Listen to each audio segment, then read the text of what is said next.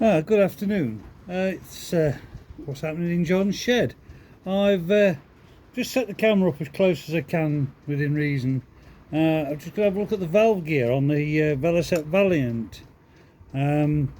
This is the rocker arm on the exhaust valve, and this is the rocker arm on the inlet valve. As you can see, unusually they don't have a valve clearance adjustment on the arm itself. That's the tip of the that's the tip of the push rods there that run down through the engine to the camshaft. So to adjust on the LE, which is a side valve engine, you would go in through a hole there and adjust the tappets at the end of the camshaft, because obviously there's no valve gear like here. But on the Valiant, you've got an overhead valve set up. So to adjust these, to keep the engine width down and not have reciprocating weight on the rocker, Velocette came up with a nice, simple but quite effective way of adjusting the valve clearances. Just here is a nut which clamps the shaft that runs through here, through the valve rocker arm bush, into these two pillars, and in this here there's a slot. So if I undo this nut, which was loose from previously, if I turn this slowly, you perhaps see that clearance move, actually see it move. So I'll open up quite a way out. Now you can see there's quite a lot of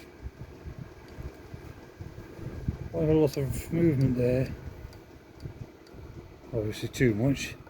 If I turn it that way, I can shut it right down to 0, which obviously isn't a good setting. Right, so that's quite simple for the adjustment. So what we need is, on the exhaust side, we need what they recommend is 8 thou.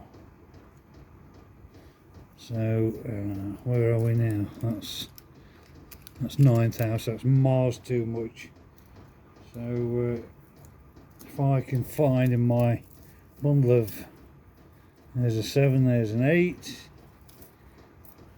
If we do 8 thou there, that's miles too loose. Just slopping about. So if I just turn this very slightly, I felt that move. That's just not quite dragging. I would think just needs a tiny bit more. That's just, yeah, it's just pulling on there nicely. Yeah. So what I can do then is obviously make sure this doesn't move. It doesn't tend to, because it's on a bit more of a tight fitting than some. So if I then just tighten the nut gently, holding the spindle, the screwdriver, and just give it a little nip. Now we'll just check it again. It shouldn't have moved. It's not like with a screw-in one where yeah, that's just slightly on the tight side for me. Somebody may say it went in, so it must be there, but it's just felt on the slightly tight side. So if I just slack the nut off slightly and just give this a tiniest little nip there, if I've gone the right way. Right, so there we are. That's just nicely, just a bit too loose now. So again, it's a very simple adjustment. You can actually do it with 2 hands. It's yeah,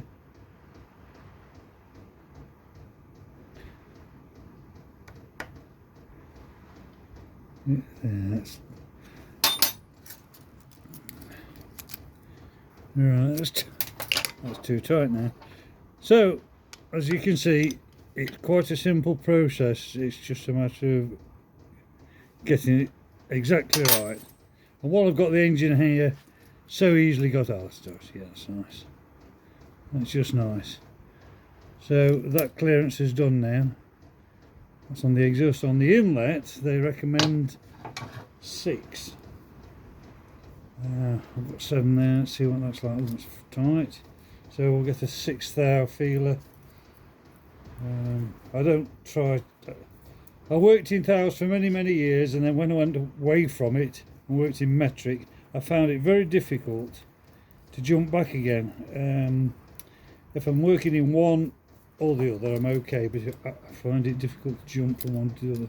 I know you shouldn't, but you know how your brain works.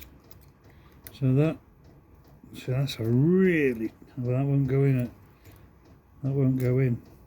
So what we'll do, we'll slack that off. As I say, I've not checked these. I've had the bike in bits for a while, and I've not had the opportunity to go to the top end at all. So I thought, while I've got it here, I'll just show you lucky people. We turn that so we can see it. So it's nice and loose now. I did mark the pivot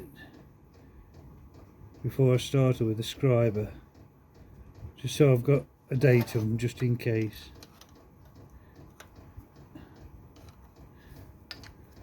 Alright, so that's on the tight side. It's just one of those things where you just have to keep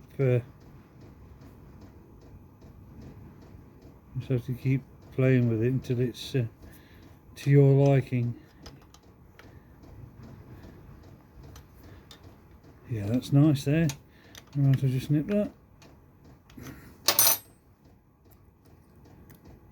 Beautiful. Right, so that's the valve clearance is done. That's nice and simple, isn't it? There's simplicity itself. And the end of the engine, if we can turn it round here, my little torch, we can highlight. And this is where it gets a little bit difficult with these engines, because there's no actual means of turning the engine over easily to set the valve clearances at the top dead centre, because the kickstart's a bit violent. You know, it can it's not very controllable, and there's no other means of getting in. You can put it into gear and rock the back wheel through the transmission, but again, it tends to be a little bit all or nothing. So it's quite difficult to turn the crankshaft over. I don't know if you can see in here, if it's too brightly lit with that torch. I'll get me a little pointer. This is the back plate for all the electrics, which definitely needs sorting out.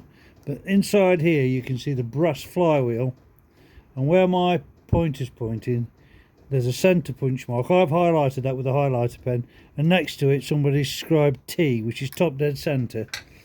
So you turn the engine over until that's at top dead centre and do the valve clearances on one side, then you'll turn the engine a rotation and check the valve clearances on the other side. So this cylinder that we've just done was at top dead centre on the compression stroke, so both valves are shut.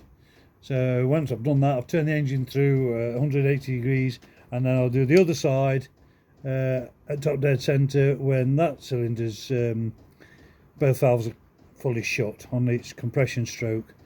Obviously you adjust the valve clearances on that stroke, on the compression stroke.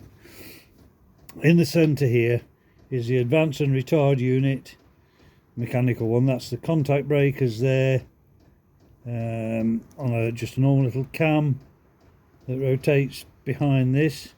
These two bob weights here, as the engine is running at low revs, it's got the normal advance on the contact breakers, which is, I can't just remember how many degrees, I just have to check before top dead centre. But as the engine increases its revs, these weights, there's one there and one there, and they're held in place by these two little springs. These springs, through centrifugal force, are thrown out like that, and what that action does, it turns the cam behind it that operates the contact breakers. So as they flare out, it turns the cam to alter the advance and retard according to the rev. So below about, I think it's about 2,500 revs, it would just run on normal advance. but as you rev it up, they turn and alter the advanced retard, which changes the engine characteristics through its revs, so it runs smoother at bottom end and produces more power the higher the revs. Very basic. Most internal combustion engine, 4-stroke engines especially, use this system. Nothing new. It is different on the Valiant to the LE, of course it has to be, because the valve system makes the engine a lot perkier on the Valiant. I think it produces about another 5 or 6 brake horsepower more than the LE engine, and just different characteristics between a side valve and a overhead valve, so they're different. On my other Valiant, it has got a late LE Mark III crank in it, because the original crank, the Valiant crank, was in poor condition, so I used the late LE, and it just happened to have an unusual Lucas 12-volt generator, alternator rather than just a generator, which are better. It's a higher output, it's 12 volt, and I converted the whole bike to 12 volt, put 12 volt coils, etc. on. This is still on 6 volt, it's still on the original Miller generator, and these ignition coils, as you can see here, have been experimented with. That's got insulating tape round it in various spots. That wire is connected to nothing at the moment. As I say, I've not investigated anything. I think what I'm going to do, looking at the condition of these and knowing historically they're a little bit frail, I did notice also this HT lead here, to watch on it again, and the pointer, this HT lead, let me just turn the engine slightly, sorry about the camera work, it's difficult to get it right. That's the output from the coil there, and that's the HT lead, and it's not connected. If I pull this back, that sleeving, there's nothing, there's no connection, so that's come out of there. So this cylinder wasn't running, obviously, and it's been araldited at some stage.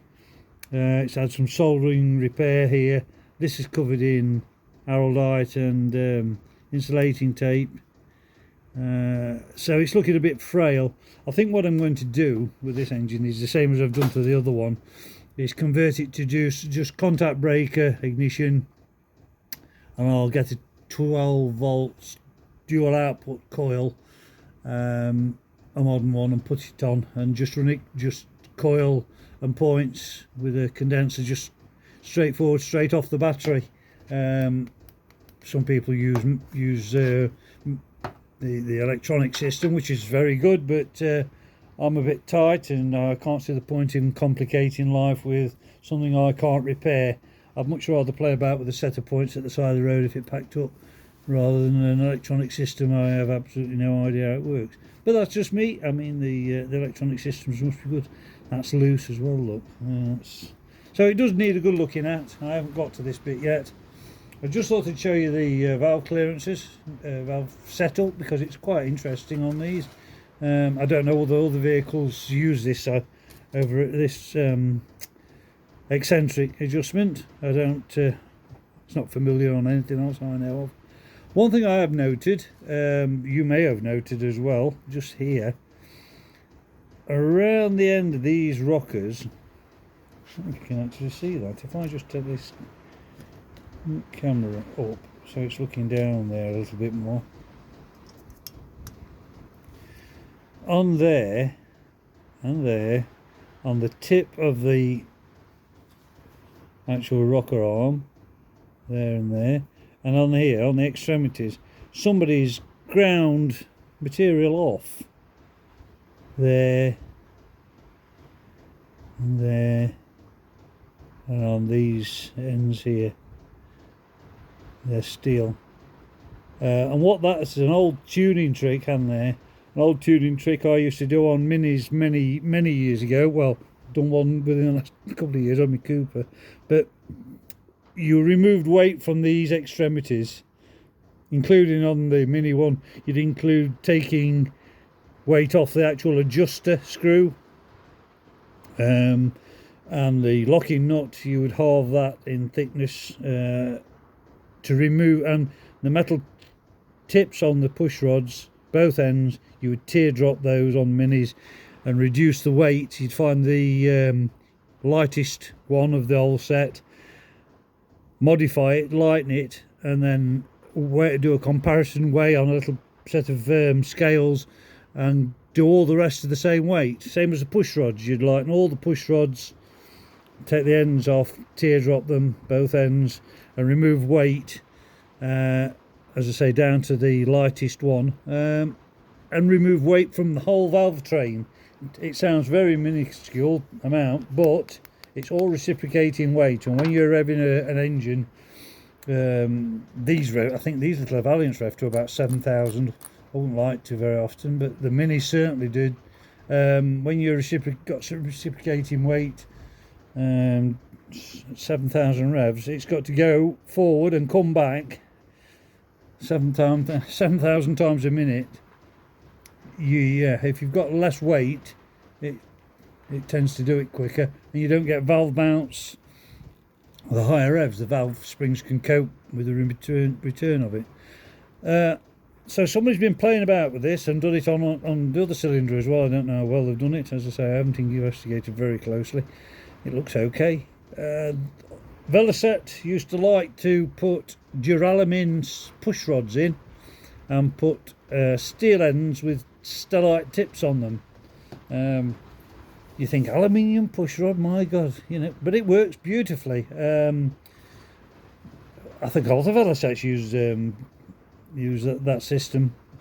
The other Valiant, when I got it, only had 2 push rods, and I couldn't for the life of me find any more, so I went to Stafford Classic Bike Show and bought a handful of push rods of similar sort of design from goodness knows what, and I made 3 out of a big box of bits I had. The tips are only pressed on. I just had to shorten a couple of push rods and push the tips back on, and then just did the same as this, funnily enough, just ground it so it was the same weight as one of the original push rods. For what difference it makes on these little engines, I'm certainly not going to be racing it or anything like that, but yeah, so I made the push rods on the other one, and it hasn't gone bang yet, so we're quite happy with that. So yeah, that's little tip. I did think somebody had been in here as well on the inlet tract and cleaned it all up, and perhaps blended the joints in where the two meet, where the flange meets the cylinder head, and blended it in so it all matches, just for make it more efficient. On my Valiant, my other Valiant, I've put bigger carburetors on. I've put 19mm carbs on, so I bored this bore out, put it in my lathe and bored that out to 19mm and blended it in with the carburetor, so when it's on there's no step, so it's nice airflow. And I did do, while I got the valves out and reseating the valves, I did do a little bit of gas flowing in there, just to make it a little bit more efficient, really. Nothing other than that. So as well as having the modern pistons in the other engine, which are slightly bigger bore because I had to bore it out quite a bit, it's a little bit bigger capacity, so it may well go a bit better than this engine. I don't know. This might be a racing engine for all I know. I suspect, or I've been led to believe that the previous owner to the guy I bought this off was a Velocette employee, so there has definitely been somebody inside it, so he may well have done bits and bobs in it. I don't know. I'm just hoping he's made a good job of it. Right, I just thought to show you the valve gear anyway. That's something different. This pipe here just carries the oil that's fed up through this banjo joint from the oil pump. That just carries the oil from here to the other valve, to the exhaust valve. They have been known to come loose on here because they're only pressed in, but these seem secure. So yep, that's it. Thank you very much, and please like and subscribe, and I'll continue with the series on the little Velocette engine, and I've got some other projects in line. Please like and subscribe, and I'll see you soon. Bye bye.